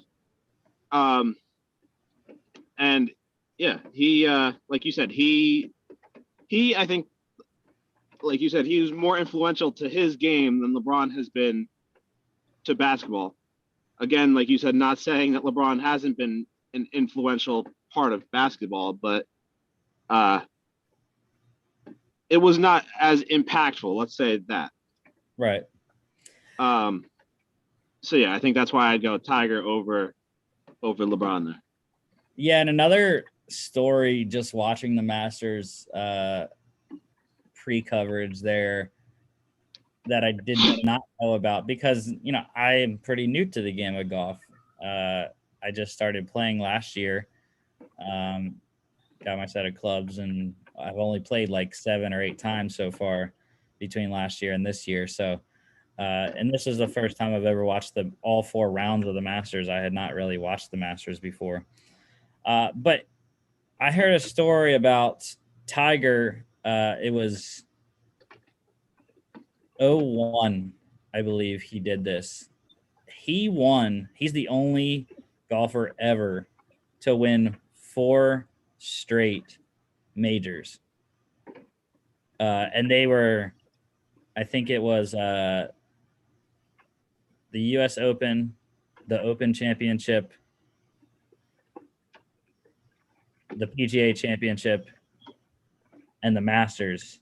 He won all 4 of those in the same year, which has never been done. So, or it's been done 2 other times, I think they said, but they were in like the 30s when that happened. So, just another, incredible story in Tiger's career that I didn't know about.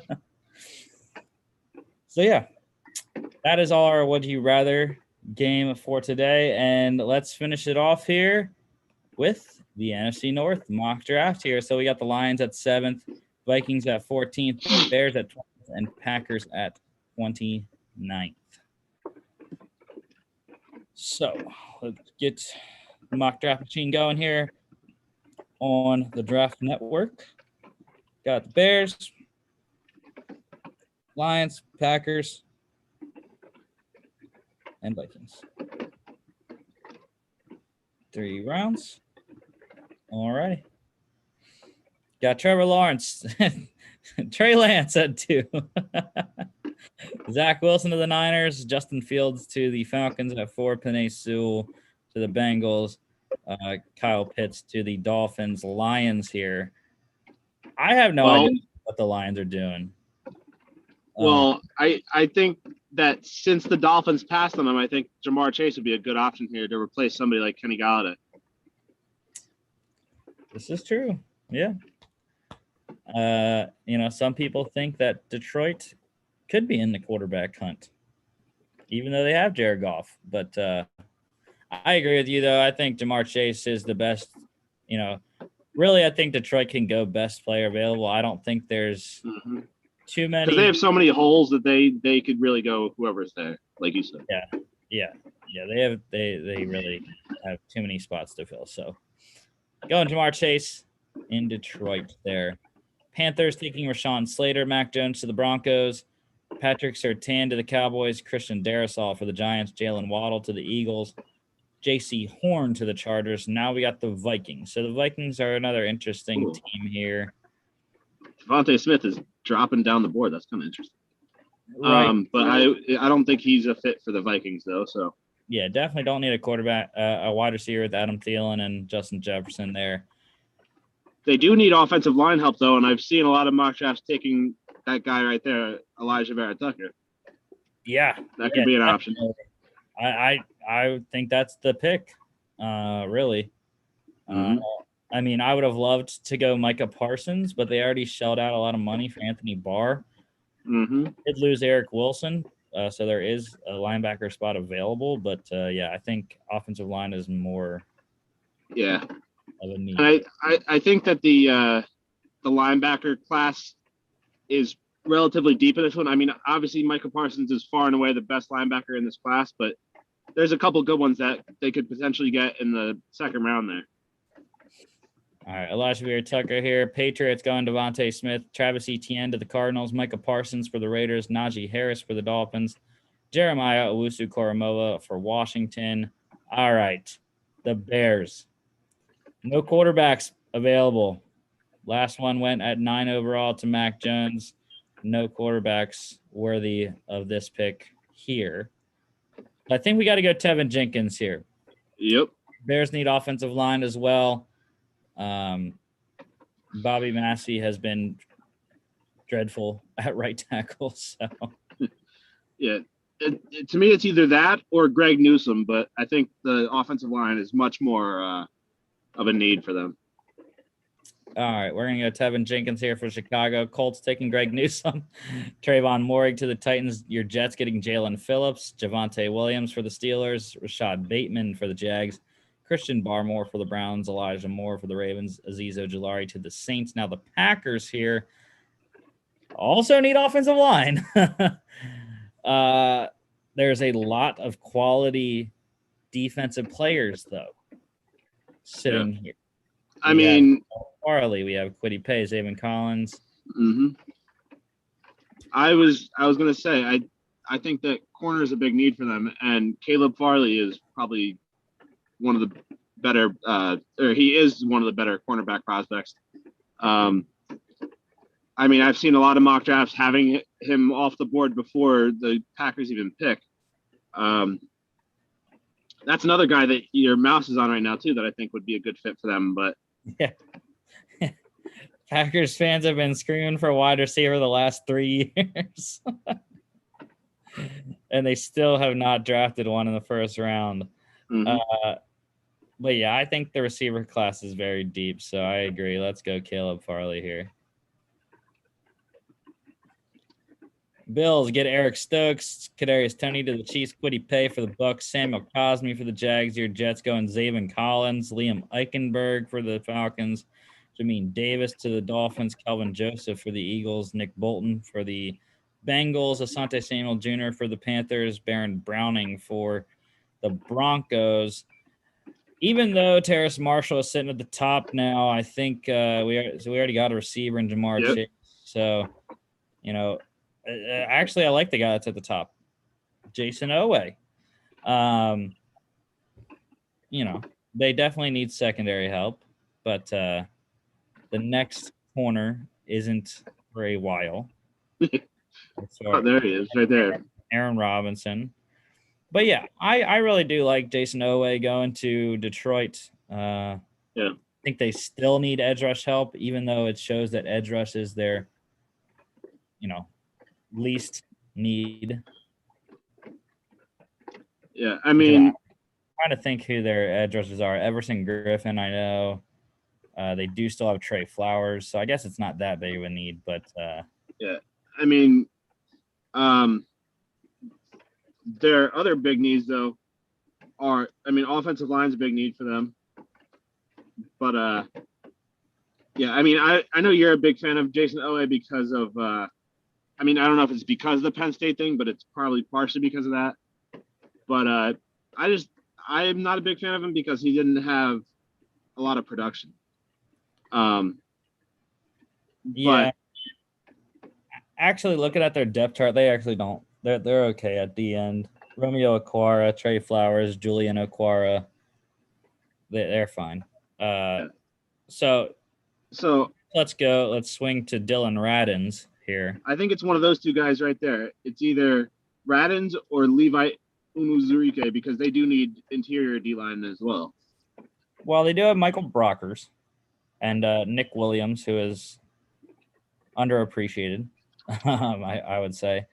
Offensive line, Taylor Decker, Jonah Jackson, Frank Ragnow, Hal Vaitai. And they definitely need a right tackle. Tyrell Crosby is their starting right tackle. So I think Dylan Radins. Yeah. Get their right tackle there. Yeah, I agree. Jason Owe to the Giants, Terrace Marshall to the Niners, Levi Onwuzurike to the Cowboys, Joe Tryon for the Jags, Jabril Cox for the Patriots, Landon Dickerson to the Chargers, Javon Holland for the Raiders, Creed Humphrey for the Cards, Rondale Moore to the Dolphins, Alex Leatherwood to Washington. So now I think is where Chicago gets quarterback. I really do. And it's Kyle Trask.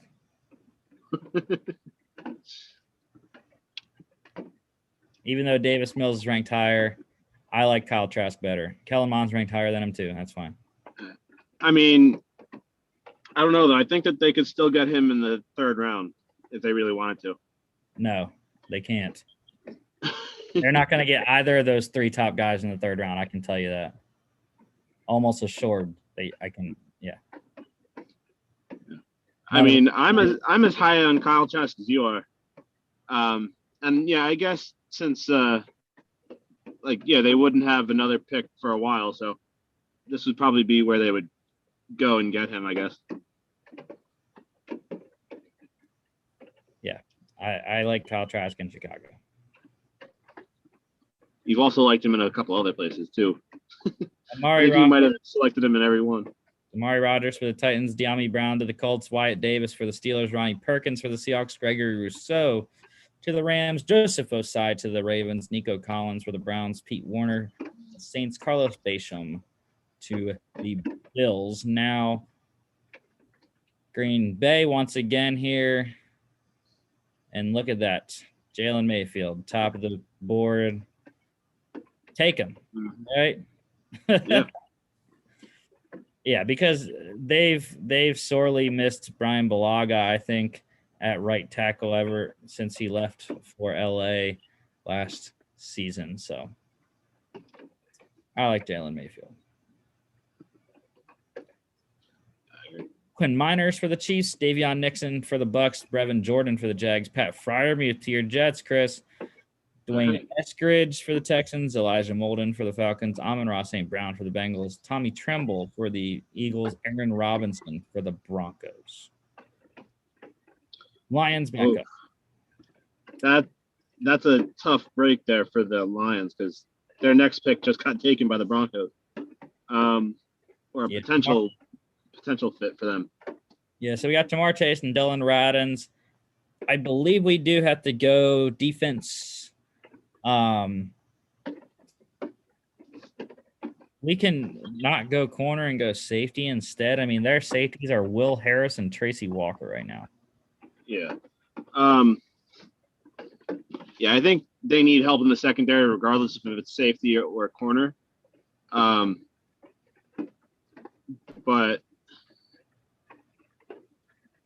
I do also like that guy right there too. The Ifeatu Malifonwu, or however you say it.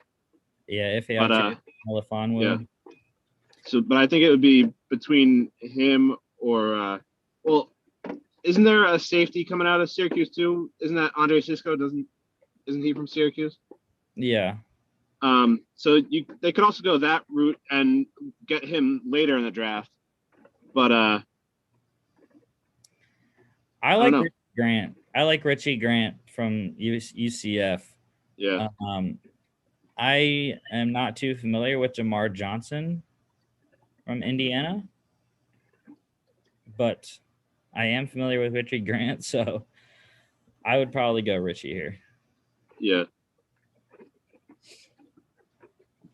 All right. Panthers getting Milton Williams, Jamar Johnson for Washington, Brady Christensen to the Cowboys, Tylan Wallace to the Giants, Jackson Carman for the Chargers here. Vikings back up. Vikings, we have got Elijah Vera Tucker in the first. So now comes the question, where do we go? It's still got to be defense, I believe, because we didn't pick any defense yet, and they need defensive help. Well, there you go. Right there, the guy I was just talking about, Ifeatu Malifamu. They do need a corner. Or they also need linebacker help. Chaz Surratt there. Or Surratt, I should say. But what else do they need? Let's see. Edge, but I don't know if there's any good edge at this point. I don't really know why wide receiver is a need. I mean, I guess it's a minor need for a third or fourth string guy. Yeah, but I mean, I agree. I think Melifonwu is the pick here. Vikings need a lot of secondary help. So.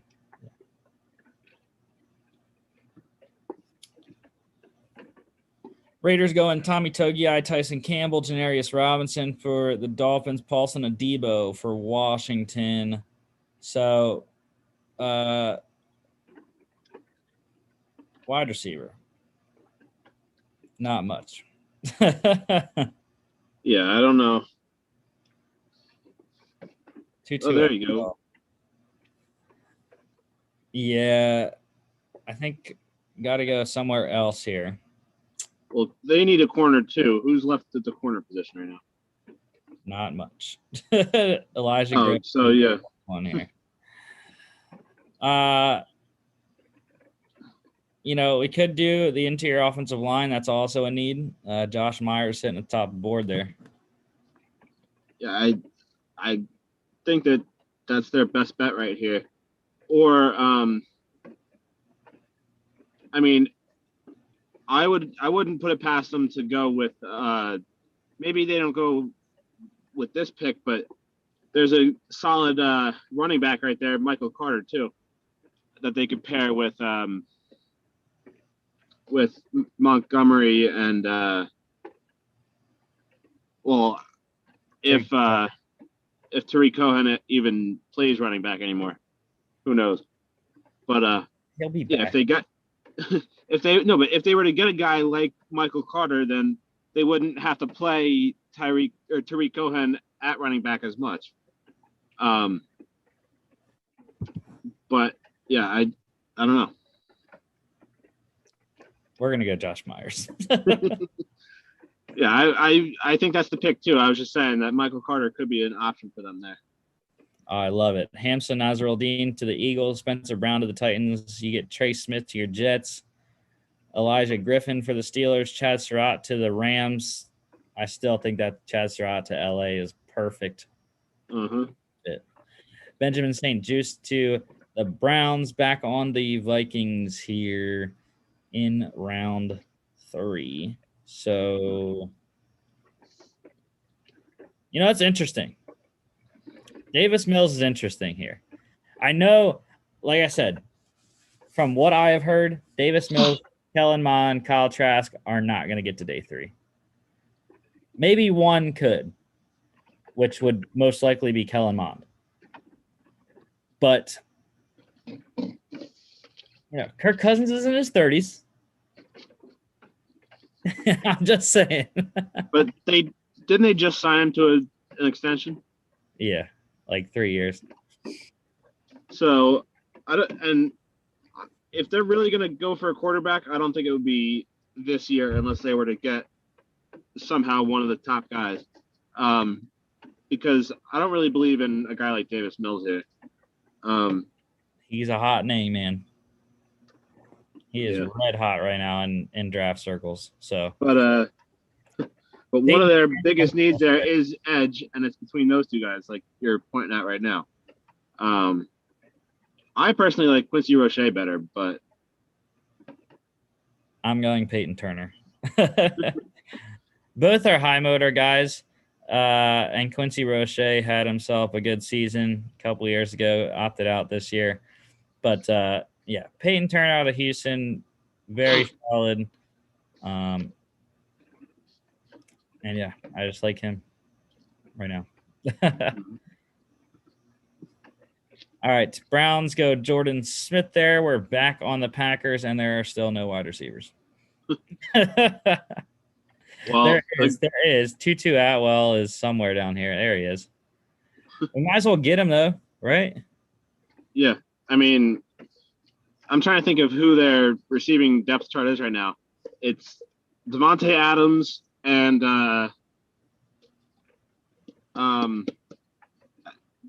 didn't they get a receiver from Carolina? Devin Funchess will come back after opting out. Yeah. And then they got some of their other guys that they had last year too, but I don't know. I would personally go with a receiver or someone like I keep pushing for him, but somebody that could replace Jamal Williams. One of those two guys there. Yeah. Wide receivers, Alan Lazard, Marquez Valdez-Scantling, Equinemius St. Brown. Like you said, Devin Funchess there. But that's the thing, though. They don't need a running back, dude. They already have their backup, A.J. Dillon. Oh, I forgot about him. Yeah. So, yeah, they definitely don't need a quality backup running back right now. So, yeah, it's hard right now with Packers. Hunter Long is there. Yeah, I was going to say they could go that. Long, but they have Tunyon, who they like. Mm-hmm. They re-signed Mercedes Lewis, so they already had their top two tight ends. And they still have Jay Sternberger, so I think their tight end depth chart is pretty filled out already. Mm-hmm. Marlon Tuipulotu there, the interior defensive lineman. But I think I like their guys that they have there. So yeah, I guess let's go all the way down to 2-2. There he is. All righty, sure. Bills taking Frank Darby. Chiefs get Stone Forsythe, Michael Carter to the Bucks. Davis Mills to the Patriots. Quincy Roche for the Chargers. Keith Taylor for the Saints. Victor Dimukeje for the Cowboys. Hunter Long to the Titans. That is a fantastic selection by Tennessee. Just saying. Well, can I just say before we make this next pick, there is no way that the Buccaneers draft another running back. Right, yeah. Because they just signed Gio Bernard today, and they have three other guys already. So I'll be shocked if they take a running back. Right. All right, Lions. So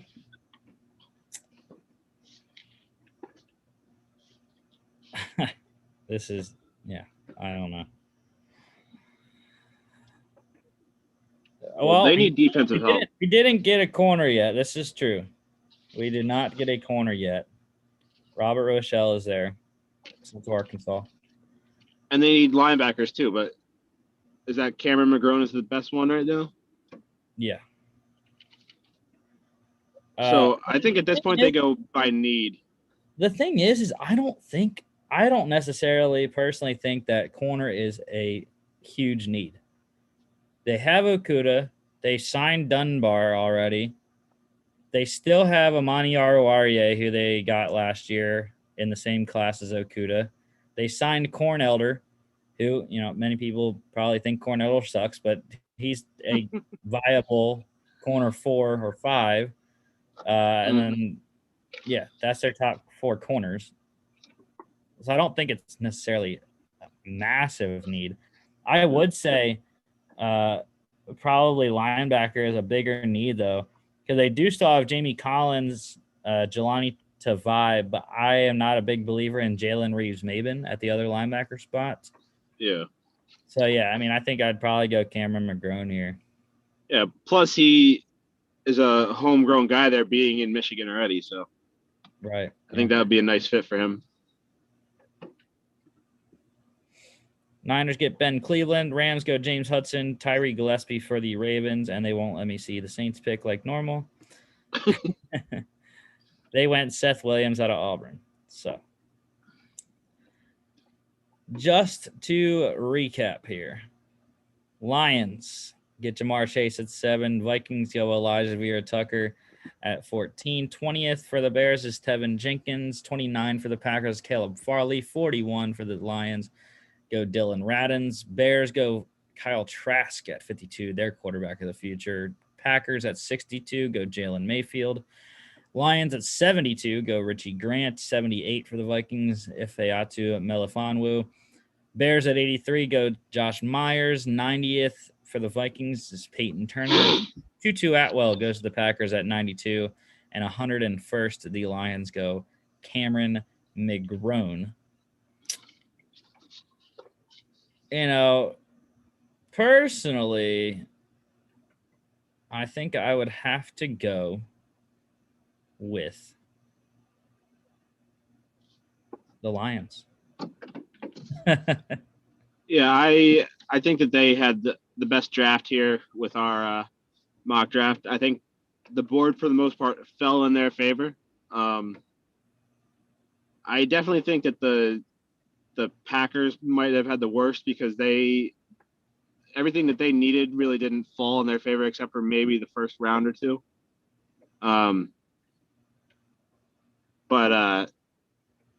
Yeah, I personally, I think that this might have been our worst one so far. Mm-hmm. Not saying it's a bad one, but it just these 4 teams are kind of hard to draft for, I think.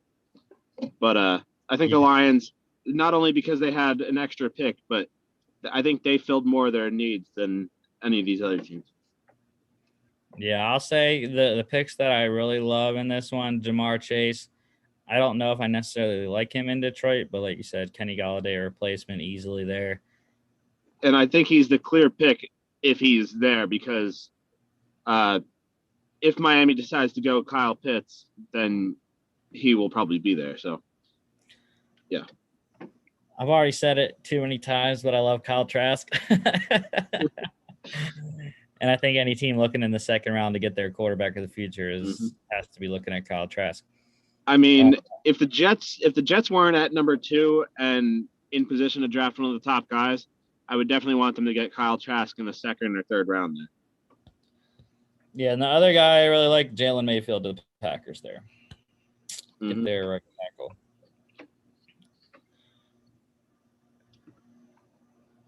And let's go. Actually, I'll just stop screen share. Yeah. Alrighty, and that is all our show for today. So we'll continue our mock draft series on Football Friday. On Friday this week, we will be trying to think about it in my head. It will be the AFC West. Mm-hmm. Yes. We got 2 more left, right? I believe. AFC West. NFC East is 10, 11, 12. Chargers at 13, Vikings at 14, Patriots at 15. Yeah, you might be right. I believe so. Yeah. Yeah. Well, that'll take us to essentially draft week. We'll have the AFC West on Friday, NFC East next Monday, and then that next Friday we will not have mock drafts. because we will be saving our lone complete first round mock for the night before the draft, like we did last. So don't forget to follow us here on YouTube and on Facebook as well. Subscribe here on YouTube and Spotify. We appreciate it. I know my friend Grayson was looking to get some merch, so I sent him the link. Link is on our Facebook page. If you go to our website, faapodcast.com, click the little shop button in the top right there. Also, at FAA Podcast on Instagram and Twitter to follow us on there. Had a big one on our last post. Quinn Miners liked it. He was a part of our mock draft last week. So the second draft prospect for this year that has interacted with us. So thank you to Quinn Miners there. And yeah, I hope he goes to a team that I like, so I can actually root for him. Yeah, definitely. All right, Chris, thank you as always, and we'll see you on Friday.